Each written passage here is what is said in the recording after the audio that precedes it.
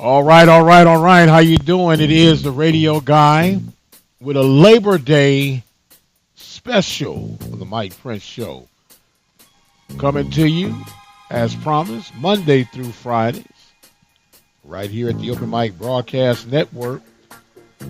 Panthers get it done on the road, taking care of business to improve their record to 1-1. We'll break that down to the best of our ability, and I'll explain that a little bit later on.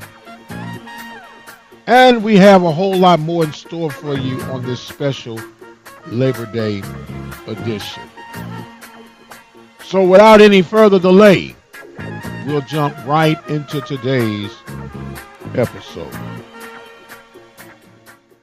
Happy Labor Day to you. I hope that you are getting your little R&R in, the last official vacation for the summer. Panthers go to the ATL and take care of business. Victorious over the Eagles of North Carolina Central by the score of 40-24.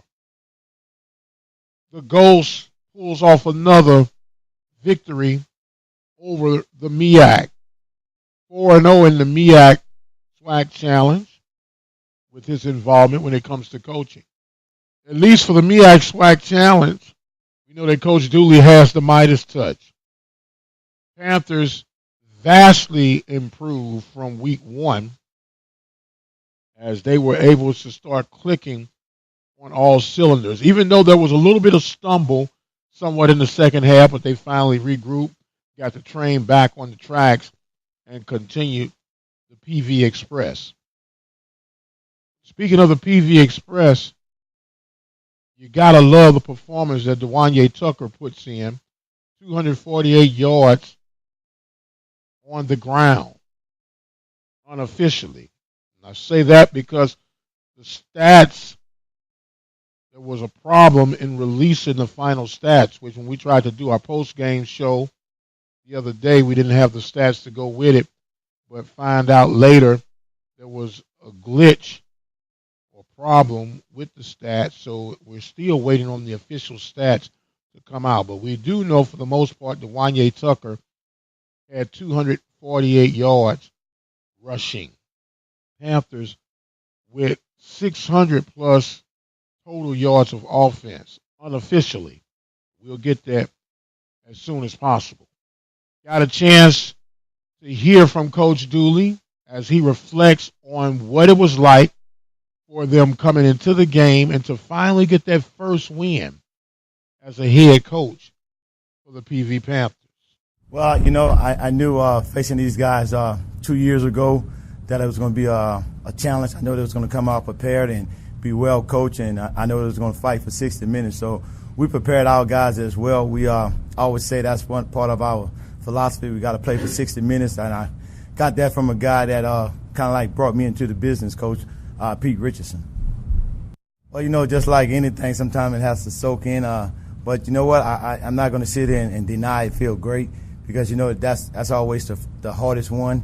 But that really wasn't my mindset. My mindset was to get our team to get back on track because, you don't like to look in the rearview mirror, but I feel we let one slip away last week, so we wanted to come out and play for 60 minutes today.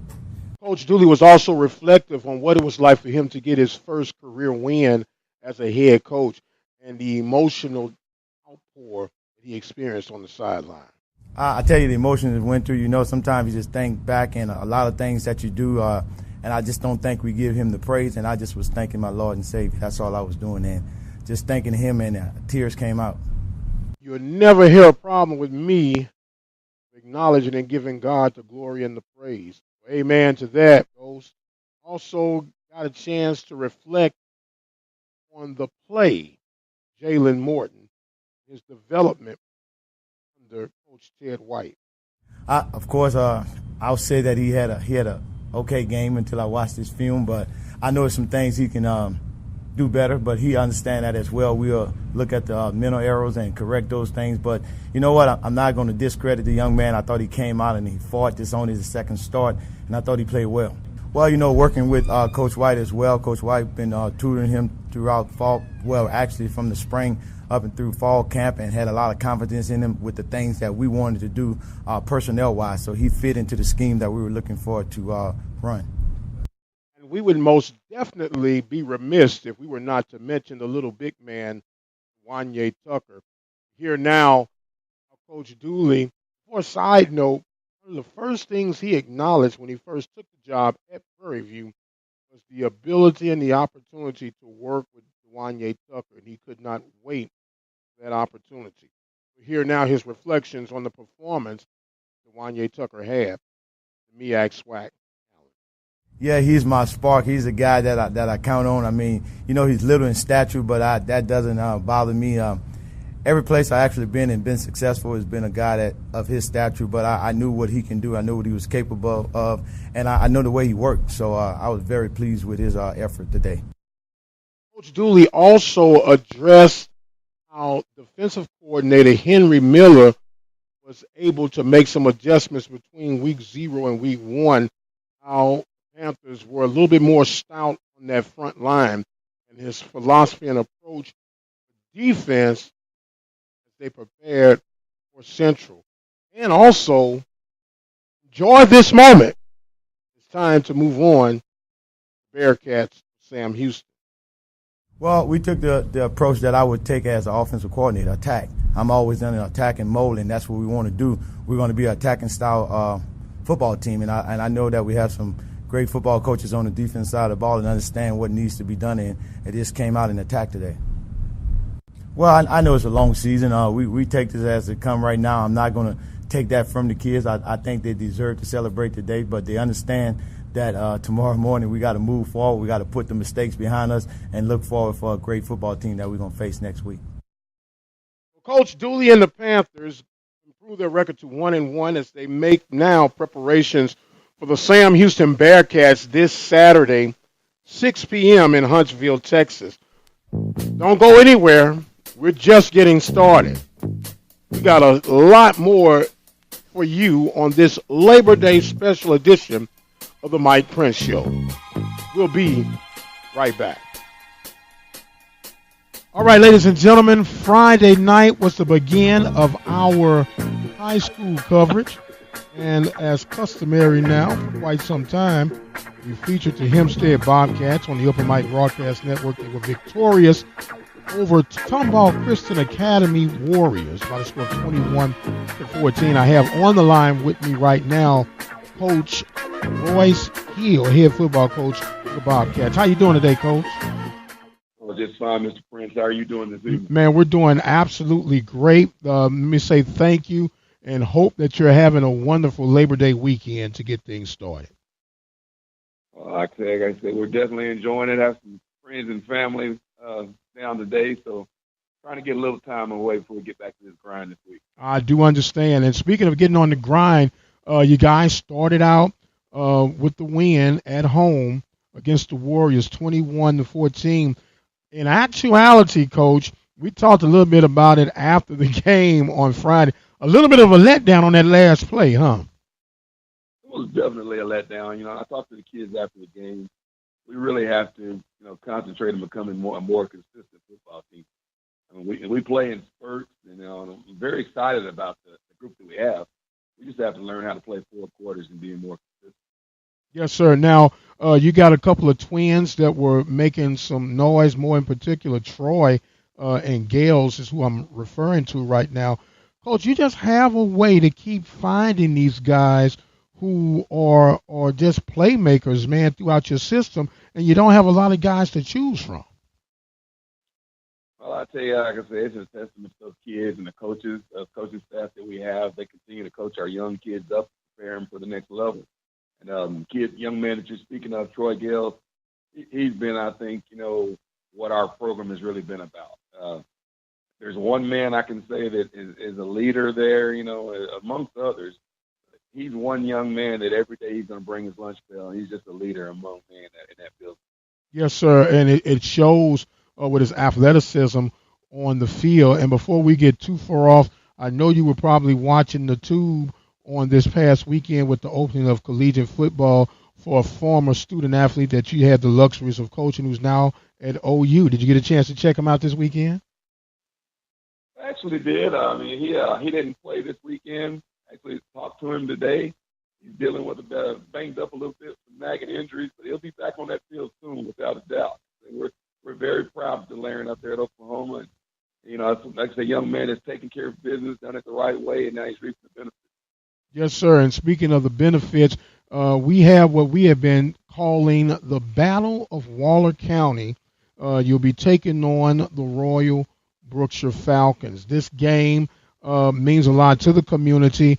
However, it's been lopsided one way for the past few years, but it's always a big game and a good game for the community to come out and be a part of, right? I'll tell you, we really respect those guys. You know, that program, you know, like I said, you say it's been lopsided, but I can remember a couple of years when they had a young man in the backfield, we couldn't stop. So, many years ago, so we just kind of swung it the pendulum in our favor the last few years. But I tell you, we really respect that program, and it's one that you know that every time we play them, it's going to be a grind out game because the kids all know each other, and it's just that rivalry that everybody looks forward to in the county. Absolutely. Now, when we speak about the dynamics, it's pretty safe to assume that most of you guys, in particular between Royal and Hempstead, you get pretty much the same caliber of kid to kind of select from. But in the case of Royal, there's been a lot of instability. This, I believe, the third or fourth coach in about 6 to 8 years. And that also has a contributing factor to do with overall success, too, does it not? I definitely believe continuity has a lot to do with the success of any program. I mean, you know, when we first got to Hempstead, I'll never forget kids telling us, the senior class that I began with, actually, they told us they had a different coaching staff every year they had been in high school. And so you definitely have to have that continuity in order to have success in any type of program, whether it be high school, collegiate, or in the pro level. So I think that has been a little bit of a factor in our success in Hempstead. Well, yes, sir. One thing that I've always admired about how you guys work with what you have at Hempstead in particular, smaller program, which means your guys have to play both ways. And these guys are doing it effectively on both sides of the ball, which speaks to the caliber of athlete that you have to work with and the heart and determination and the toughness that these guys bring on and off the field. You know, that's something we try to simulate in everything we do. I mean, the weight room we simulate it, conditioning we simulate it. We try to keep it on their mind that, you know, at this level you're going to have to play both sides of the ball. You know, we have a lot of kids that do it, and a lot of them that do it pretty well. I mean, the young man that you were speaking of earlier, I mean, Troy Gales played quarterback all night and flipped right over and was playing safety for us and caused a couple of big plays, a big forced fumble in the secondary. White Bush up front, you know, very rarely comes off the field. Starts at center, is also my defensive tackle inside. So we have a lot of kids, like you said, that, you know, we just make sure they have that understanding and that mind frame. If you're going to be on that field, and when you're out there, we play hard between the whistles. You take off, you know, and you catch your breath, you know, like I say, in between plays. But when that ball snaps, we play hard between the whistles. Yeah, catch your breath at halftime, right? Yes, sir. There you go. That's when we catch breath in the second week. Yes, sir. So we try to make sure they understand you're on that field. We don't take plays off. That's something we try to reiterate with our kids. And you're speaking of Gales, not that I'm trying to single out one kid, but he had an interception and had a devastating blow with a kid running across the middle. And they had to give that kid a little aid when they got done with him too, man. It was a clean hit, but just a physical young man. We actually, you know, our kids, like I said, we have some very physical young men. We had some shots the other night, like I said, Jabrion Robinson was another one. Yes, sir. Yes, sir. He had a couple of deep leaders. Look, hold on, wait a minute. I don't want to make folks understand. We're not laughing at the result. We're just laughing at this is a physical, brutal game. And every now and then, these youngsters remind you just how physical this game can get. Yes, sir, definitely. And like I say, you know, these kids, we preach physicality and we try to, you know, keep it on their mind on a daily basis, and it shows, I think, on a Friday night. those young men, like I said, with some of the things that they do out there between those white lines. Well, Coach, look, we know we got nothing but love and support for you and the Bobcat Nation. We appreciate the fact that we've been in a partnership now for quite some time, and I plan to keep on keeping on until the Lord calls me home. And with that being said, I want to give you some final thoughts and comments for this segment. Like I said, once again, I just want to thank you for all the support that you showed at our program. Without you, there'd be a lot of people across the area and states that wouldn't be able to listen to the Bobcats. We wouldn't be able to get our young men, the young men the exposure I think that they need in order to be successful and moving on, like I say, someone even to the next level. It was a great team win for our guys the other night. We're really looking forward to the challenge this week, the rivalry with the Royal Falcons. Really looking forward to it. Well, the Royal Falcons will come to Heavenly Hempstead. Kickoff time will be at 7:30. Of course, you can listen live right here at the Open Mic Broadcast Network with yours truly, and we look forward to bringing you the Bobcat coverage. Coach Royce Hill, thank you so much, sir. Get back to your family and friends over this Labor Day holiday, and we'll talk to you real soon. Okay, sir? Yes, sir. I appreciate you again. All righty, Coach Royce Hill. We're going to take a pause for the calls, and we'll be right back with more of our football sports report. Hello, ladies and gentlemen. We are in our Labor Day edition of our football reports. And, of course, we have joined with us representing the Blinn Buccaneers, Coach Ryan Mahon. The Bucs go on the road, win by the score of 38-31. Coach, how you doing? And welcome to this week's show. I am glad to be here, and I thank you for having me. Okay, 38-31. Some say you had to be there to witness it.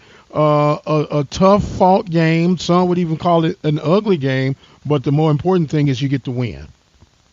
Yeah, no question. I mean, we face a very good Tyler team in Tyler, and, I've coached there for 10 years, so it's a hard place to come into and win. And if you get out of there, I don't care what it looks like, a win's a win's a win, and we did that, so I'm very proud of my team. Okay, over 600 yards of total offense. There was a lot of gunslinging going along, Coach. Yeah, there sure were.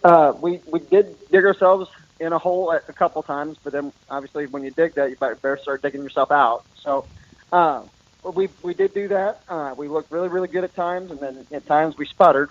But, the really good thing about our kids was they never got too low and they never got too high. They were very consistent throughout, and they faced adversity, and they answered the call. Okay, answering the call is one thing. Break down some of your individual play. We know that Carlos Grace had another strong performance. Well, give us an overall recap of your team's performance. Yeah, I mean, Carlos Grace, he ran the ball 37 times for roughly 190 yards and a score. He's just steady Eddie. I mean, you just give him the ball and something's good going to happen.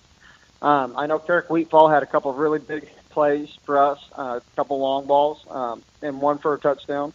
Danny Gray had a really good game. He, for the second game in a row, we returned the opening kickoff for a touchdown. He was the one that did it this week. And then he had a long ball down the sideline that he broke a tackle and just made everybody miss. I mean, he's got so much speed.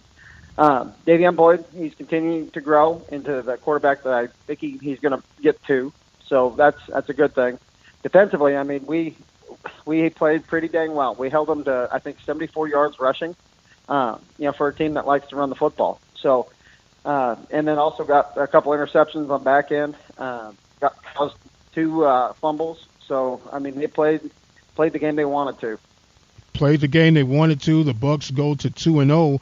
Now you got to put this game behind you and look toward the forecasting of the future and your next opponent, which is a game we'll be featuring for the 2018 campaign. Give us a summary on what you're going to have to do to gain the victory for that one. Well, Navarro, I mean, they're coming into our place. They beat Georgia Military to open, and they played an up-and-down game against Kilgore. They're down at one point last week, or just Saturday, 23-0, and then they come back and end up being 37-31, and they won it. So it's going to be they're a good team. They're well coached. Coach Gush is their head coach. He was their defensive coordinator last year, and he does it really well. I mean, he does a good job getting them coached up. They're very multiple on defense. They go from 3-3 stack, 3-4, to a 4-2, 4-1, multiple coverages. So our guys are going to have to study a little bit on offense. And, their offense, so for our defense, they're big. They're big up front. They've got arguably one of the better O-linemen in the conference in their left tackle. Got a good running back who showed flashes last year. They've got 2 good receivers and a quarterback that's, I think he's 6'3", 235 pounds. So they're big, and they pose different challenges, but it's something that's going to be a great contest. Well, one of the things that has been the stapler for Navarro's program for many years that I can remember is that they've always recruited well with the guys up front on the offense and defensive side of the ball, and it appears that tradition is carrying on right now. Yeah, there's no question. I mean, they're huge up front on both sides. They move really well on the defensive front, and they just mash you up front offensively. So it's going to be a good test for us. Now, old theory says, Coach, when you got big guys like that, their job is to clog that middle. Do you try to stretch those guys out by trying to go east and west, or do you plan to mix a little play action in with that without revealing too much of your game plan? No. I mean, the trick we use, I guess you could say, is just spread them out to find out. I mean, you're going to find out really quickly what they're going to try to do to you. And, then the good thing for us is we've got really good team speed. We've got good team speed, and we're not so small ourselves. So we've changed the dynamic a little bit, trying to even up, with teams like Navarro. But, I mean, like you said, they do it pretty consistently. So now we're trying to answer that call versus teams like that. Well, the Bucs are off to a 2-0 start for this 2018 season. They'll be hosting Navarro this coming Saturday at 7 p.m. And, of course, you can check that game out right here at the Open Mic Broadcast Network. Coach, I thank you so much for making yourself available, for allowing the partnership to develop with us here at the Open Mic Broadcast Network. And in your own words, I know what it means to us, but what does it mean for you guys for us to have this partnership? Oh, it's a big deal. I mean, it gives us a chance to actually get out there so the community can learn about us, hear about us. I mean, it's a great partnership in the fact that, I mean, it's beneficial for the community members, but it's also beneficial for us, because it helps us in recruiting all the way down the board. I mean, it's definitely a godsend. Well, we are very appreciative of it, sir. And as customary, we're going to give you final thoughts and comments for this segment as we get ready to take on Navarro this coming weekend. I just want to call out all our fans and have them come out here. We had a great turnout for our opening game, and we've got a great opponent that we're going to be facing this week in Navarro, and we're going to need all help we can get. All right, Coach Ryan Mahon and the Bucs taking on Navarro this coming weekend right here at the Open Mic Broadcast Network and at Brenham Cub Stadium. You guys take care, and we will be getting back with you on next week. Coach, thank you so much, sir. Always good, and go blue. Yes, sir. Go blue. All righty.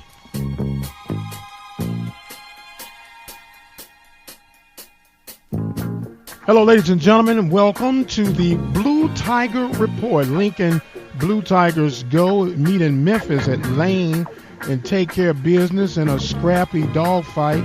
Blue Tigers victorious. We have with us right now Coach Steve Smith. How you doing today, Coach? I'm doing good. How about yourself? Man, we're doing great on this end. You guys get into a dogfight, and you come out on top. Give us a recap and how things were looking for you guys. Defense played lights out. Offensively, we started fast, but we didn't. We kind of slowed down a little bit, and we didn't get to move the ball as much as we would like as we started. So, very pleased with how we did defensively. I was very pleased with our special teams. We had a touchdown call back on special teams, and offensively, we scored. Put ourselves in position to score a couple other times, but we just didn't. Our lack of execution didn't help us get in the end zone as much. Well, when we were talking earlier doing your training camps and whatnot, you said that this Blue Tiger plan of attack was to bring a more physical presence on the field. Were you happy and satisfied with the physicality that you saw from your team this weekend? Very much so in all three phases of the game. I thought we played very, very physical. Like I said, I thought the O-line played physical in the beginning. Then at times I thought it wasn't the physicality that I was worried about. Is them not finishing the block. They come off strong. First 2 or 3 steps are strong, but we got to finish the block. We got to make sure we finish everything we do. We ran the ball well, and then, a couple of times they started blitzing us and trying to shoot guys in the gap to try to stop us in the run, and they were successful in doing that. So, but defensively, we were very, very physical at the point of attack. As far as keeping the quarterback in the pocket, we played a heck of a game. Now, I know you can't put too much in one game, especially the first game of the season, but when you go back and look when you first inherit this team, what are you seeing as the greatest difference from game 1 this year from game 1 when you first took over? We were more disciplined this year. They had more fight in them. I could see the guys had no quit. They stayed physical for 60 minutes. So, that's the difference. There still was some jitters because we still had some guys who haven't played, who got a chance to start this year. Like we have true freshmen starting at left tackle, and we move our starting left tackle in at left guard. So, again, it's some different elements that we put in and to change a couple of things. So I feel like my biggest thing is that we got to get better each week. So we got all the butterflies out the stomach. Now we got to come to play against Missouri State. Yes, sir. You got Missouri State coming up, who's going to be your next opponent. But before we jump to that right quick, you had a pretty balanced attack from the run in the pass. Anything you like to see execute a little bit more as you do move toward Missouri State? We had a lot of drop balls, so we got to fix that part of it. And then I just want to see our run game be more consistent. So like I said, the consistency and efficiency in the run game. And if we complete some of them passes, man, you just don't know where the game will go. Absolutely, absolutely. Now we're talking with Steve Smith of the Lincoln Blue Tigers. They're 1-0 with their win over Lane College. Now they get what they call the big boy test. You'll be taking on Missouri State. A lot of people sometimes will say, well, why do you play this game? But there are several backstories on why you play these games. What are some of the ones that people obviously do not understand why you take an opponent on at this caliber? Well, I think the biggest thing is, you want to see the assessment of your team. Missouri State is the number 2 biggest university in the state, and they're well respected. So I'll know what my team is. I'll know, if we're able to handle Missouri State, there shouldn't be nobody we shouldn't be able to handle. We're able to do what we're supposed to do against Missouri State. So that's one factor. It's always a guarantee game, and you get financial stability with some of these games, and just getting the opportunity to play in the big house. Again, you don't know when you'll get that opportunity to shed your light and let your team make a statement. So this is one of those games where we got to at least try to make a statement and do what we got to get done. Well, a lot of people who don't understand the dynamics of what an athletic program can do for the institution, not just an athletic department, but of the face of the university. Games like this help fatten the kitty, if you would, right? Oh yeah, that and recruiting as well, because we compete for the same type of kid. I don't go out recruiting the kid that won't go to Missouri State. I go out and recruit a kid that want to go to Mizzou and Missouri State. So in order for us to get that kid, we got to show that we're able to play that same level of type of football. Yes, and that's going to be good. Yes, sir. So what are some of the things that you're going to look for? Of course, we know the win is always the trump card, if you allow me to use that terminology. And are you looking to see if you can get some guys some playing times for experience down the road in the crunch? Or what is your total game approach as you take on Missouri State? Well, it's just go hit them in the mouth. Go do what we're capable of doing. This is the season now. The guys who try to get some playing time, that's when we up by a lot of points to get. Right now we got to go out and win. We want to be undefeated this season. We want to compete for a national championship, and we know this game can help us do that. So the biggest thing for us is win. To show people that Lincoln's not the same old Lincoln anymore. Yes, sir. And my brother is loving that. He said, this ain't your dad, it's Lincoln you, baby. It's a whole new era with Coach Steve Smith leading the way. Lincoln Blue Tigers 1-0 to get the start. They'll take on Missouri State this Thursday night. We'll check to see if they're going to be on one of those ESPN Plus apps. But you can also follow me on OBN_radio for more information and updates, plus the Lincoln Blue Tiger Twitter handle for more information. Coach, you can always give us a final thought and statement for this segment as we get ready to shut this part down. I appreciate you guys having me, and I'll just say this, these guys have put a lot of work in and a lot of time in. So that first win, I told them I don't care if we win 3-0, as long as we get the win, that's all that matters. And, from what I've heard, this is the first away game win in 20 years. Yes, sir. So Yes, sir. I'm glad that we can get that, but we got a long way to go to what we're trying. Our goal is, and our goal is to win a national championship. Our goal is to go undefeated this season, and that's something that we're going to push hard for. And Missouri State just another team that's in the way for what we're trying to get done. Well said, sir. And we're excited to have you on the team here at the Open Mic Broadcast Network, and we're pulling for the Blue Tigers all season long. He is Coach Steve Smith. I'm the radio guy, the Dr. Mike Prince. We're going to pause for the calls, and we'll be right back with more of our football report. Hello, ladies and gentlemen. Welcome to the FAMU segment, part of the show where we have Shotgun Willie Simmons on the line with us. The Rattlers had no problems at all coming out the gate, taking on Fort Valley State. We have with us now Shotgun Willie Simmons, victorious Shotgun Willie Simmons by the score of 41-7. How you doing today, Coach? I'm doing well, Mike. How things going? Well, things are going quite well. Pretty good Labor Day weekend. My Panthers take care of business. We'll highlight on that in a little bit. But you guys come out looking strong and productive as expected and finished out from beginning to end. Give us a little recap on things. Well, yesterday was a great day for FAMU, and opening game of the season. Over 20,000 fans came out to support this new regime, and very exciting atmosphere. We had a little rain delay, lightning delay, which lasted about 30 minutes, but all in all, I thought it was a great atmosphere, and the Marching 100, our infamous band, set the tone early, and again, it was a magical day. But our football team came out, and from the very jump, played with a lot of passion, a lot of energy, a lot of fire, and that's what I wanted to see. I was interested to see how they would come out after going against each other for 25 days in camp. But they performed really well in all three phases. Aside from a few mental errors on offense and defense, we gave up a couple of big plays to Fort Valley State's wide receiver. Two long gains that put points on the board for them. At least one of them did. And then offensively, we had a few uncharacteristic penalties that kind of got us behind the chains early on. But once we settled down and began to establish our run game on offense and really began to control the defensive line of scrimmage, we pretty much handled Fort Valley State. But great win for the program. Great way to start the season. Again, I have a lot of respect for Fort Valley State. I think they'll be a force to be reckoned with in the SIAC. And again, we're just glad to start the season 1-0, and as we get ready to take on a very tough opponent in Troy this coming Saturday. Yes, sir. Now, we know that coming out the gate, if there's ever such thing of a preseason, this would be a preseason type game for you. You made mention of the penalties, 9 penalties, 109 yards. I equate that to anything over 100 yards is 7 points. Giving up 303 yards of passing, were you concerned about that, or is that kind of like fluke yardage toward the end of a blowout game?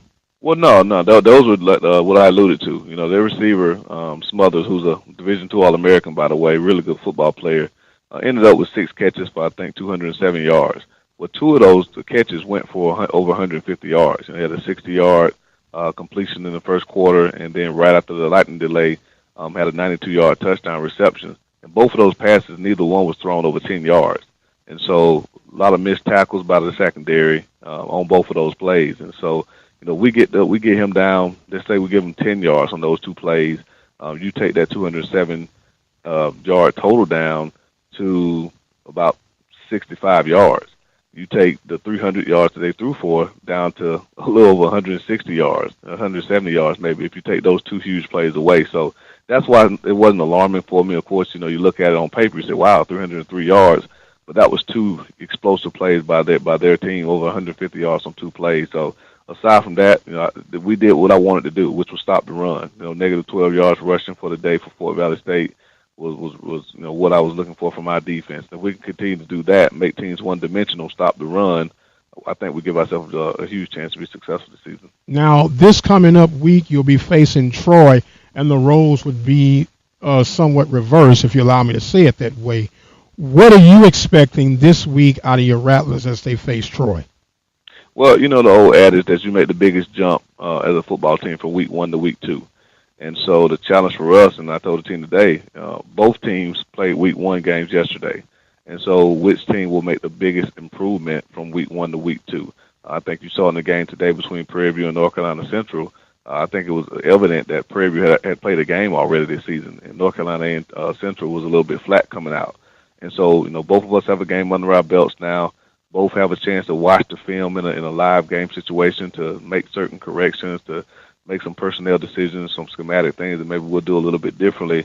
And it's going to be the team, I think, that responds the best way to that handles the adversity the best, and that has a chance. It's our first road game. You know, we played yesterday at home, and we'll be on the road this week, so there's some challenges that come along with traveling, getting out of your routine. So we can overcome all of that, have a great week of preparation, and do the little things right that we talk about, you know, all the time, you know, following our 7 F's that we still use. I think we give ourselves a chance to go in and pull off an upset. Talking right now with Shotgun Willie Simmons, you made a mention about my beloved Panthers. How did they look to you, man? Oh, man, I was impressed. You know, I was really impressed. Again, I tell you what, Jalen Morton has had 2 really sharp weeks, you know, against Rice and today against North Carolina Central. He's really looked like he's coming to his own. And he's always had a ton of ability. You know, the talent has never been his problem. You know, it was a little bit of decision-making in the past that kept him from, you know, really reaching his full potential. But, I mean, he's as talented as any quarterback I've ever been around as far as being a runner and passer. And he's really starting to come to his own. So, obviously, you know, Coach Dooley and Coach Ted White, his offensive coordinator, position coach, are doing a phenomenal job with him of manning that offense. And, of course, my man Dwayne Tucker does what he does best, you know, and that's play bigger than his size you know, dictates. And I love, you know, great young man. And I enjoyed coaching him for those 2 years. I had the opportunity to be around him, and just happy to see him, you know, have that type of breakout game on national television. And I think he's got a place for the spotlight. I think last year against Incarnate Word on national TV, he had a you know, huge run and some big plays for him. And today, you know, on national TV, he showed out again. So, but again, you know, happy for those guys, happy for Coach Dooley getting his first win as Prairie View coach. You know, again, happy for those coaches that retained, you know, Bubba McDowell, KJ Black, those guys that were on my staff last year. And again, just happy to see Prairie View continue to move forward. And there's no bad blood between us. I have a ton of respect and admiration for those guys. I mean, most of the guys on that roster we recruited. And so, again, we're pulling for them. You know, we watched the game here as much as we could before we started meeting as a staff. And, again, when I turned the TV off, they were up 20-0. So, again, just happy for those guys, and definitely looking forward to the big things this year from Coach Dooley and the Prairie View Panthers. And speaking of moving forward, the Rattlers will go on to Troy. I know you got a love for a purple and gold trail that you left behind, but now it's all about that orange and green, and we'll be keeping a tab on you throughout the course of this season. Both the Panthers and the Rattlers win on this week of Labor Day weekend, and we'll move forward down the road. Coach Simmons, you know I got nothing but love for you, man. Give me some final thoughts and comments on this segment. Well, hey, man, you know, it's always great to catch up with you. You know, it's Labor Day. It's a chance that we get to reflect, get a chance to spend time with family. You know, as football coaches, you know, during the season it's hard for us to really be able to take time away, you know. But, again, I think we owe it to ourselves, you know, as football coaches, you know, with all the long hours that we work to really take a step back every now and then. And just, you know, bathe in the blessings that we've been given. You know, we get a chance to coach the best game on earth, to be around a group of young men, you know, who are going to go on to do great things under our leadership. And that's something that we take great pride in, you know. So I know we're under the umbrella of wins and losses. That's how we're gauged, you know. But, again, I think especially looking at the HBCU landscape right now, you know, with coaches like, you know, Eric Dooley leading the Panthers, and, you know, Mike London up at Howard, and, you know, Broadway, Fobbs at Grambling and Oldham, and just guys I have a ton of respect for. You know, we're really pushing and moving HBCUs in the right direction. And I think the nation is starting to take notice, and, you know, and I think it's something that we'll all benefit from in the long run. But just honored to be able to continue to come to your show and have the friendship that we've established over the years, and, you know, just looking forward to continuing to build and grow that. And hopefully we stay on this collision course. You know, the old Panthers and Rattlers might meet up in Atlanta in December. Hey, you never can tell, brother. And regardless of what colors you wear, you're going to always be my little brother. I love you and respect you, man. Enjoy your Labor Day weekend. We're going to be talking to you real soon. The Rattlers will go on to take on Troy. What time will you guys be playing, Coach? 7 o'clock kickoff. 7 o'clock Central time on the kickoff. That's right, because you guys are on that Eastern time zone now. Yeah, man. Was it hard for you to get adjusted to that? I tell you what, man. I never thought I loved Central Time until I got in Central Time. It's just something about having that hour back that I think all the shows fall at the right time and all of that good stuff. But no, it's good to be back on the East Coast. Good to be back home. A great turnout last night. I tell you what, man. Looking in the stands and seeing, my hometown of Quincy, Florida, Gadsden County, with their own section, screaming and cheering. It really was a special occasion as the first game as a head coach of Florida A&M. So. But again, just very thankful, very grateful, and getting the good Lord to shine on all of us. All right, Coach. Hey, man, enjoy your weekend, and we'll talk to you real soon, all right? Thank you, brother. All right, Coach Shotgun, Willie Simmons. We'll take a break, and we'll be right back. Hello, my name is S.L. Andrea Bell Miller, and I am a resident of Prairie, Texas. I was born and raised here. And I am a member of Zeta Phi Beta Sorority Incorporated, as well as the Prairie Athletic Club. I'm a very active member and support our community in all areas. I am currently the first vice president for our Chamber of Commerce, as well as I am the president for the Retired Teachers Association and School Personnel here in Prairie, Texas. I just want you to know that we support the Open Mic Broadcast Network. And we just say thank you, Mr. Mike Prince. Great job. Keep it going. Way to go, PV. As we used to say, PV. Bye.